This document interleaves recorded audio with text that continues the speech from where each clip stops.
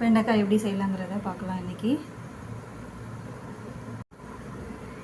வெண்டைக்காய் எப்படி செய்யலாங்கிறத பார்க்கலாம் இன்றைக்கி.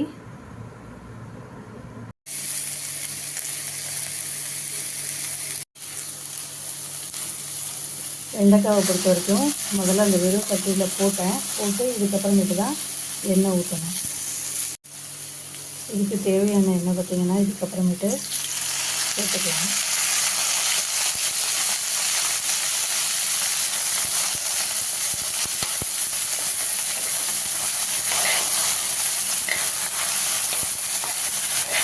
இதோடய பார்த்திங்கன்னா உப்பு சேர்த்துக்கணும். கொஞ்சமாக இந்த ஸ்டேஜில் உப்பு சேர்த்துட்டு கிளறி விடணும்.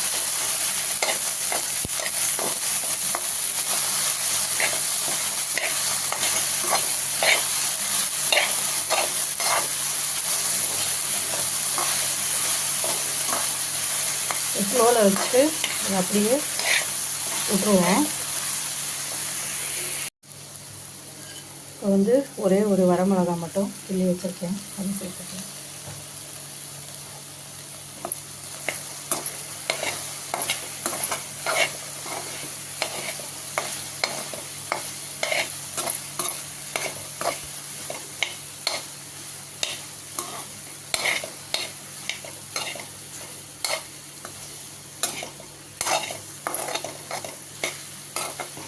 இது அப்படியே ஸ்லோலியே இருக்கட்டும்.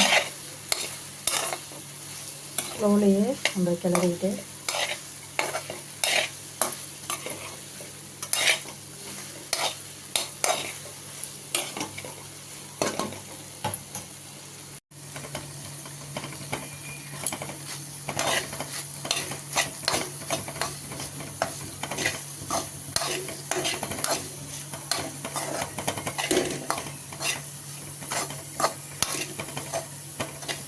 தண்ணி எதுவுமே நான் சேர்க்கலை. அப்படியே அந்த எண்ணெயிலே தான் அடுப்பை சின்னதாக வச்சுக்கணும். சிம்மில் வச்சுட்டு நீங்கள் அதுக்கப்புறம் அப்படியே வச்சுட்டு